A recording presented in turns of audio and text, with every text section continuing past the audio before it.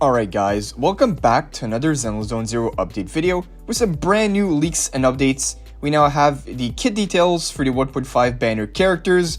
In today's video, we're going to go over all of Evelyn's kit details, see what she is all about. The other day, we went over the Astronaut kit details for those who are interested. I made a video on that, made a full breakdown on it, but today, let's check out everything new about Evelyn. And if you guys want to keep being updated on everything Zenless, make sure to like the video, subscribe to the channel, and put those notifications on. I cover everything about Zenless, especially the upcoming 1.5 beta news, because the 1.5 beta is ongoing right now, and a lot of info should be coming out in the later weeks.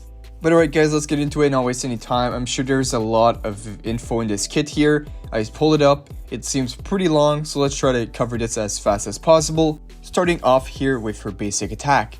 So we have her basic attack martial arts combo. Tap to activate, attacks up to 5 times forward, dealing physical damage and fire attribute damage. So it is confirmed she is a physical fire damage dealer, and after the 5th attack hits, a rope will link the main target entering the rope state. And then there's a upgraded version of her basic attack here, which has a lot of stuff to it. So going over, we have when Evelyn uses her moves to deal damage to enemies, she will have something called branch skill points that will accumulate. And then when Evelyn goes and uses one of these skill points, there's a branch skill 1 and a branch skill 2 to deal damage to enemies twice. 1 upgrade point will be accumulated. Then we have the basic attack branch 1, the details about it. Hold in rope stake to activate. She uses a dagger or rope to slash a target enemy, dealing fire attribute damage. This move will consume 50 branch skill points. If you hold free upgrade points when this move is used, all upgrade points will be consumed, and then her basic attack branch 1 will be replaced with a combo move. Then we have the basic attack branch 2. Activate branch skill branch 1. So yeah, you need to do the first one in order to activate the second one, and then you continue holding or activate to use a dagger or rope to slash the target enemy, dealing fire attribute damage. This move will consume another 50 branch skill points, and then if you hold free upgrade points when this move is used, you will use all the upgrade points and do a basic attack that will be replaced with a combo move. Alright, so quite an intricate basic attack here. She has a lot to it. She has her normal attack, then she has 2 different versions with branches and stuff. We'll see how that goes into gameplay. I'm sure once we see the gameplay, it's going to be a lot easier to understand.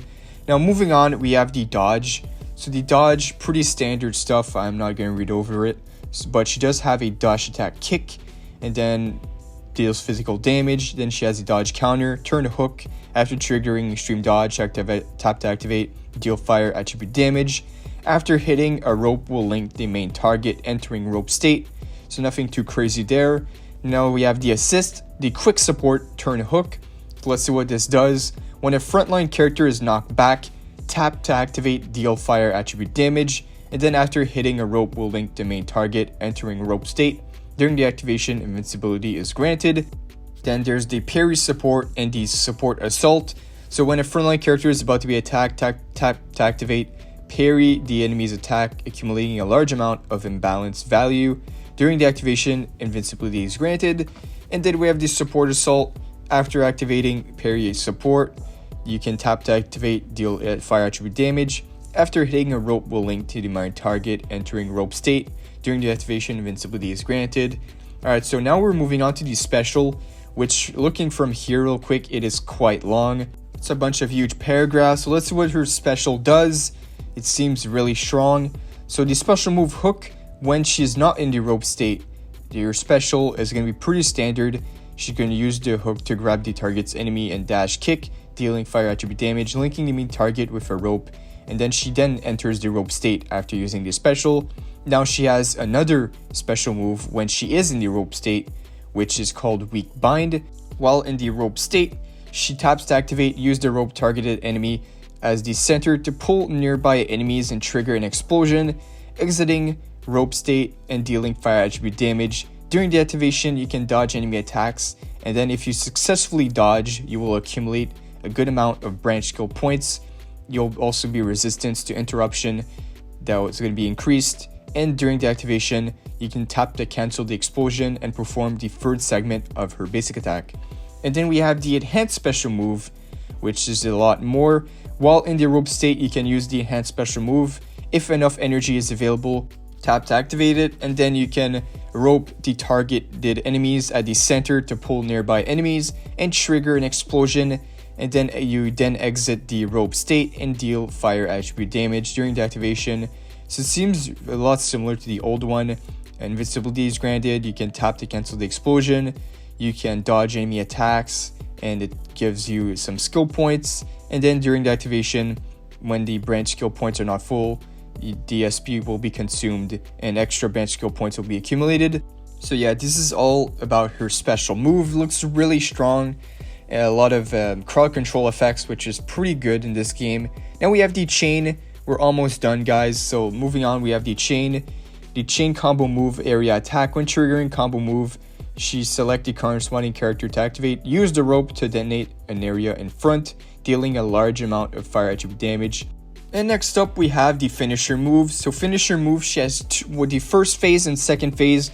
For the first phase, when it reaches extreme, tap to activate, use the rope to detonate an area in front, dealing a large amount of fire attribute damage. And after the move is activated, Evelyn removes her coat and enters an all-out state. So this is what you saw from the gameplay. If you've seen the gameplay, she removes her coat in battle, which looks pretty cool.